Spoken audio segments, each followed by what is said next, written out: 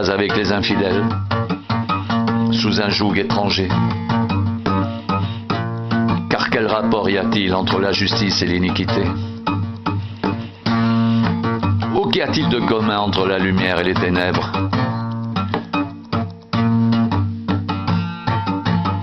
Quel accord y a-t-il entre Christ et Bélial? Ou quelle part a le fidèle avec l'infidèle? Quel rapport y a-t-il entre le temple de Dieu et les idoles?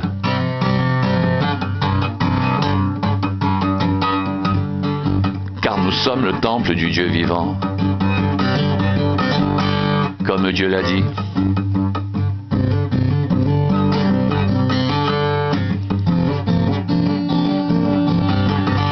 J'habiterai, je marcherai au milieu d'eux. Je serai leur Dieu et ils seront mon peuple.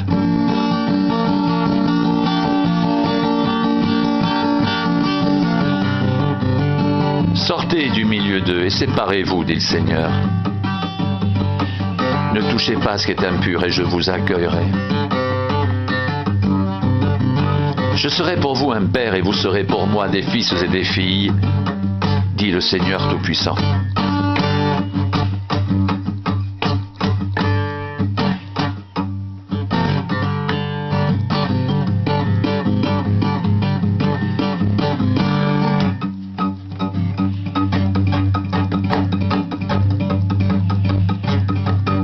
Donc de telles promesses, bien-aimés. Purifions-nous de toute souillure de la chair et de l'esprit en achevant notre sanctification dans la crainte de Dieu.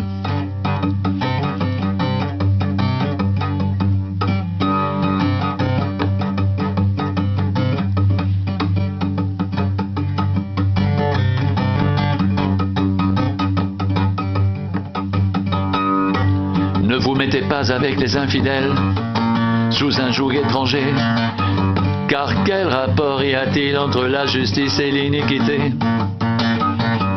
Ou qu'y a-t-il de commun entre la lumière et les ténèbres?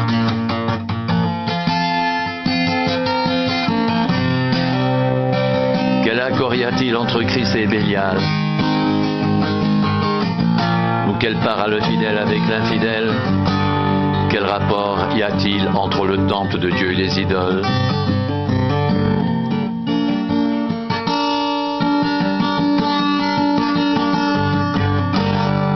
Car nous sommes le temple du Dieu vivant.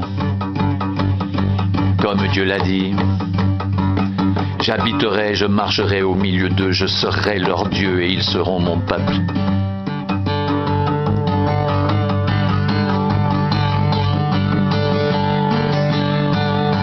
C'est pourquoi sortez du milieu d'eux et séparez-vous, dit le Seigneur. Ne touchez pas à ce qui est impur et je vous accueillerai. Je serai pour vous un père et vous serez pour moi des fils et des filles, dit le Seigneur Tout-Puissant.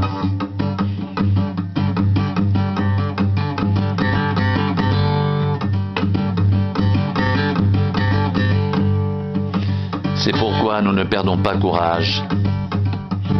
Et même si notre homme extérieur se détruit, notre homme intérieur se renouvelle de jour en jour.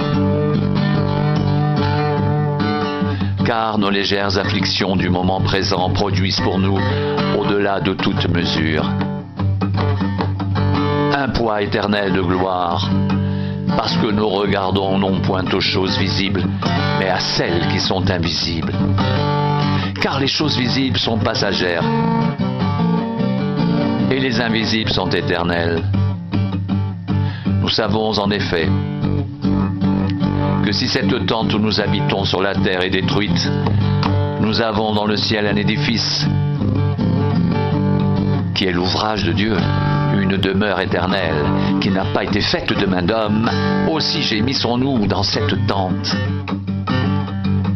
désirant revêtir notre domicile céleste, si du moins nous sommes trouvés vêtus et non pas nus.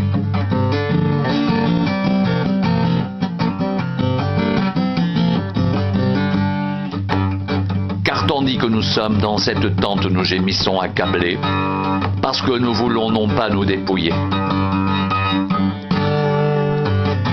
mais nous revêtir afin que ce qui est mortel soit englouti par la vie, Et celui qui nous a formés pour cela, c'est Dieu, qui nous a donné les arts de l'esprit.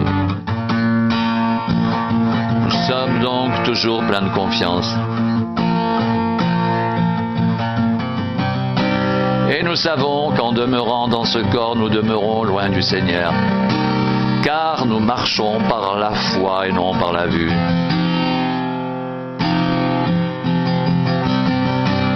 Nous sommes pleins de confiance et nous aimons mieux quitter ce corps et demeurer auprès du Seigneur. C'est pour cela aussi que nous nous efforçons de lui être agréables. Soit que nous demeurions dans ce corps, soit que nous le quittions, car il nous faut tous comparaître devant le tribunal de Christ afin que chacun reçoive selon le bien ou le mal qu'il aura fait étant dans son corps.